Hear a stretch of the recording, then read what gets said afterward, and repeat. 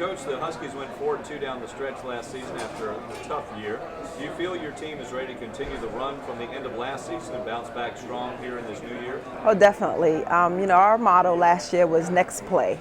And what I try to instill in my kids is a mentality that you have to keep moving through your mistakes, learn from them, but keep moving, keep going, keep growing, keep getting better.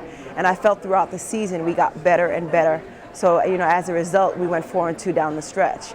But what it did was just to give us a sense of confidence that we were doing the right things on a daily basis to get better, and also give us the confidence and give the conference, our opponents the confidence that we are a contender, a force to reckon with. Moving into this year, we're going to take a little bit of that confidence with us and continue to build on what we did last year. I think it's very important for our girls to know that, we're moving in the right direction as a program. A lot of the things that we try to instill within our offensive philosophy and our defensive philosophy are things we have to work on every single day and hope that it gets better throughout the season. We're not expected to play our best basketball in October, November. We want to play our best basketball down the stretch. And I think doing that, we can prepare ourselves to be contenders in the conference tournament. Northeastern returns 3 starters, including All-State honoree Daynia, who led the team in scoring. Talk about her skills on the court, especially her three-point shooting. Yeah, Daynia is just such a passionate basketball player. Not only is she passionate on the court, but she's very passionate in the classroom. And that determination and hard work, shows with her play on the court. And as a leader for us at Tri-Captain this year, what it does is she's going to teach the younger kids how to perform, how to play, and how to just overall be a great student athlete. And that's one of the main things that I like about her performance for us. She leads by example. And with a lot of young kids, we have 5 freshmen this year. They're looking to our upperclassmen for leadership. And having her as that role model is something that's really going to be beneficial to our program and our overall success. As a shooter, she works very hard at her game. She's very, very confident shooting the ball.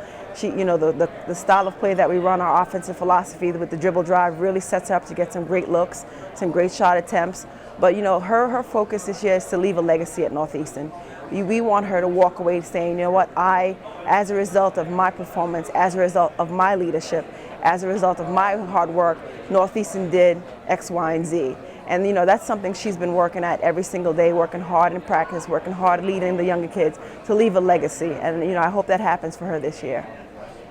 Jewel Tunstall averaged 13 points a game, led the league in field goal shooting last year. What makes her such a strong shooter, and what are the biggest contributions she makes to your team? Jewel is just a phenomenal athlete. I mean, she plays above the rim like no other.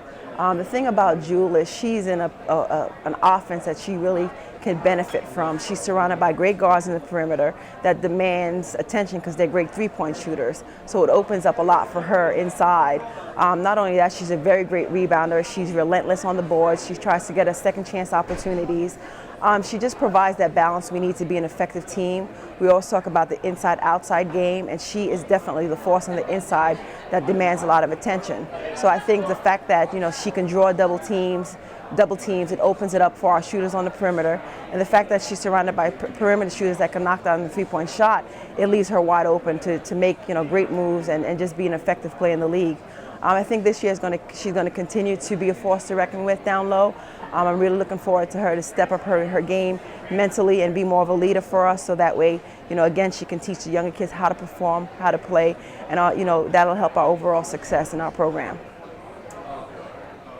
Daynia Cannon, who averaged nearly 11 points per game in 2010 and 11, returns to the court this year after missing last season due to an injury. Talk about the importance of her return and what she will bring to your team. Last year when we obviously graduated our 2 seniors, Daynia Ivolino and Jamie Conroy, the 2 biggest things that I needed to fill were our scoring and leadership. And Shea stepping in this year does exactly that. Obviously before she left, I think she averaged over 10 points for us. She was a very effective leader, and not having her on the floor last year kind of hurt her leadership because she wasn't out there performing and being a leader through example, so it kind of hindered her leadership skills a little bit. But this year, bringing back the scoring ability, the ability to shoot the three, the ability to get to the basket and be very creative not only for herself but her teammates, I think will be something that we can use right away and haven't lost Danny and Jamie.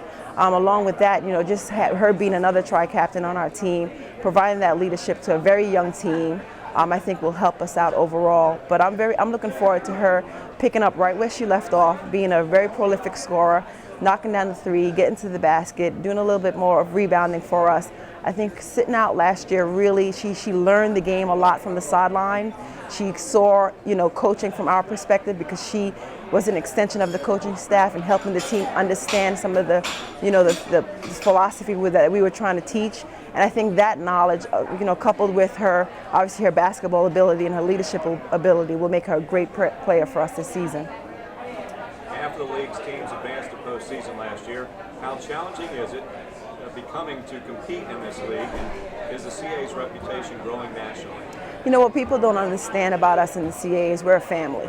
So when Delaware does well and goes, to the NCAA tournament and performs as well as they did, and then James Madison going to the WNIT and making it to the finals, it's, we benefit from that as coaches throughout the league. And, when we go into homes and we talk about the CAA, they are familiar with our conference because of, the accomplishment of James Madison and Delaware. So, as a coach, we have to embrace their success and really, take ownership for it and say, we are a family, and, this is how we compete in the Colonial, and nationally we're getting that recognition, we're getting that respect.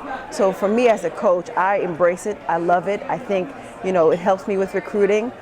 They know about Northeastern University, they know about the CAA because of the likes of James Madison and Delaware and the success that they've had. So definitely I think our respect is growing nationally because of this success.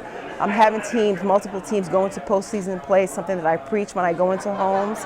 This is a very elite conference, a lot of competition, and it's a place that you want to be if you're a very passionate basketball player. All right, Coach, of course, thank you very much for your comments on the Huskies and the CAA. All right, thank you.